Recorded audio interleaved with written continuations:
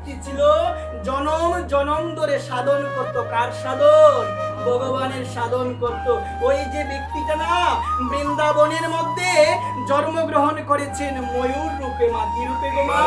বৃন্দাবনের মধ্যে নন্দ গ্রামে, যে গ্রামে আমার ভগবান অনাদিরাদি গোবিন্দ গোপাল ভগবান বাস করে, সেই গ্রামের মধ্যে একটা ময়ূর থাকতো। ময়ূরটাকে যে জনম জনম ধরে সাধন ভজন করত। কার সাধন ভজন? ভগবানের সাধন ভজন করত। সেই ব্যক্তিটা জন্ম নিল নন্দগ্রামে। কোন গ্রামে মা? নন্দগ্রামে জন্ম নিল।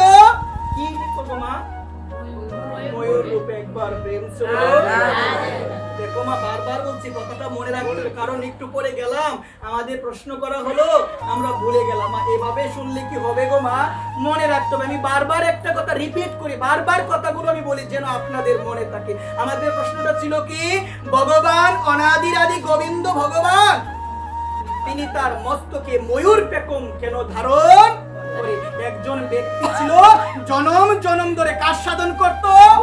ভগবানের সাধন করত। সেই ব্যক্তিটা নন্দগ্রামে জন্ম নিয়েছে কি রূপে? ময়ূর রূপে জন্ম নিয়েছে। ময়ূর রূপে জন্ম নিয়ে সব সময় কাকে ডাকে গো মা? কাকে ডাকে? ভগবানকে ডাকে। ভগবান না কোনোদিন তাকে দেখা দেয় নাই, ভগবান কোনোদিন তার নিকটে আসে নাই। সে মনে কষ্ট পেল, ভগবান এতটা নিষ্ঠুর কি করে হয়? ভগবান এতটা নিষ্ঠুর কি করে হয়? আমি ভগবানকে ডাকি, আমি গোপালকে ডাকি, কিন্তু গোপাল তো কোনোদিন দয়া করে আমাকে দেখা দেয় না। একবার প্রেম ছিল।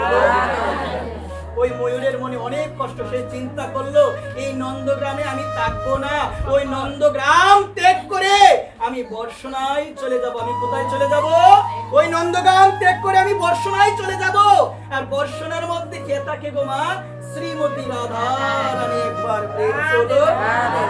এতদিন ধরে আমি পড়ে আছি কোথায়? নন্দগ্রামে। কেন? একটাবার গোবিন্দের দেখা পাওয়ার জন্য। আমি তো গোবিন্দের দেখা পাই না, গোবিন্দ এত নিষ্ঠুর, আমি নন্দগ্রামে থাকবো না। আমি কোথায় চলে যাব? বর্ষণায় চলে যাব। বর্ষণায় থাকে কে? শ্রীমতী রাধা রানী। একবার প্রেম হলো। বর্ষণায় থাকে শ্রীমতী রাধা রানী। যখন বর্ষণায় গেল, বর্ষণায় যাওয়ার পরে কার নাম করছে? আমার ভগবানের নামই করছে। কার নাম গো মা? ভগবানের নামই করছে। হঠাৎ করে তার ভগবানের নামের ধ্বনি শুনতে পেল আমার শ্রীমতী রাধা রানী। শ্রীমতী রাধারানী চিন্তা করলো, কি চিন্তা করলো? রাধারানী চিন্তা করলো বর্ষণার মধ্যে আমার প্রাণ গোবিন্দ, আমার প্রাণপ্রিয় ভগবানের নাম কে স্মরণ করছে, আমার প্রাণপ্রিয় ভগবানের নাম কে কীর্তন করছে। ঘর থেকে বের হলো। ঘর থেকে বের হওয়ার পর দেখতে পেল কে করছে গো মা? একটা ময়ূর, সে আমার ভগবানের নাম করছে। একবার তখন আমার রাধারানী কি করলো মা জানো? তখন আমার রাধারানী ওই ময়ূরের নিকটে গেল, ময়ূরকে জড়িয়ে ধরে বলল, তুমি আমার গোবিন্দের নাম স্মরণ করছো?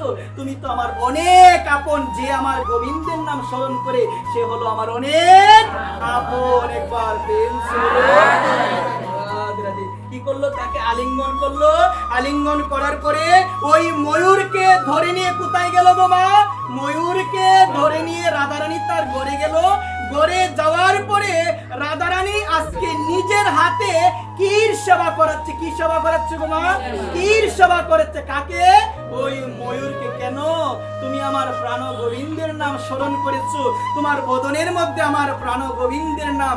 যে ব্যক্তি আমার প্রাণ গোবিন্দকে স্মরণ করে সেই তো আমার পরম আপন। একবার প্রেম হলো। আজকে রাধারানী কাকে কৃপা করলো গো মা?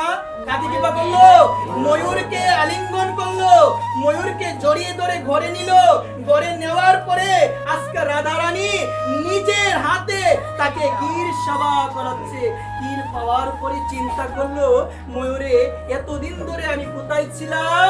নন্দগ্রামে ছিলাম। আমি ভগবানকে ডাকতাম, ভগবান তো আমার এত নিষ্ঠুর, সে আমাকে দেখা দেয় নাই, একটা দিনও দেখা দেয় নাই। মনের মধ্যে এত আহ্লাদ ছিল, এত বাসনা ছিল, একটা বার যেন আমি প্রাণ গোবিন্দকে দেখতে পারি, কিন্তু দেখতে পারি না। আজকে রাধারানী সে এত দয়ালু, ভগবানের নাম শুনে সে আমাকে এত আদর করেছে, আমি কেন আগে বর্ষণায় আসি না? একবার প্রেম হলো।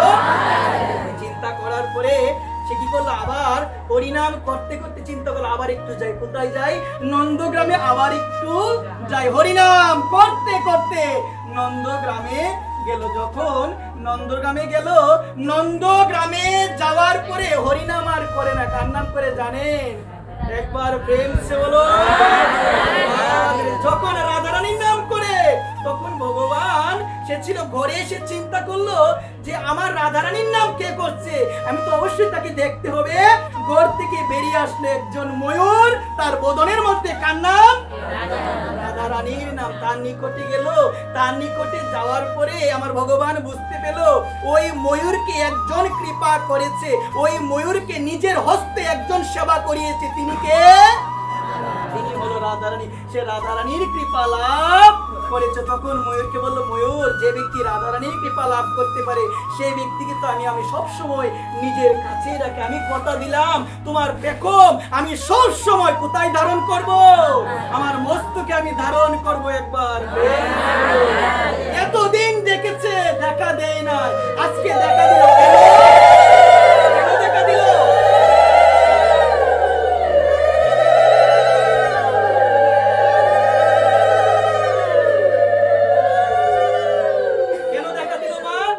সম্বন্ধে নরোত্তম দাস ঠাকুর বলেছেন, রাধিকা নাম গানে পায় কৃষ্ণচন্দ্র পায়, কৃষ্ণ নাম গানে পায় রাধিকা চরণ পায়। কৃষ্ণ নাম করলে রাধারানীকে পাওয়া যাবে, আর রাধারানীর নাম করলে পাওয়া যাবে কৃষ্ণকে পাওয়া যাবে। এতদিন ধরে ডাকলো নন্দগ্রামে থেকে, কার নাম করেছে? ভগবানের নাম। কৃষ্ণ দেখা দেয় নাই। যখন নন্দগ্রামে এসে রাধারানীর নাম করলো, ভগবান বলল, তুমি আমার প্রিয়জন, আমি সব সময় তোমার পেখম আমার মস্তকে আমি ধারণ করে রাখবো। একবার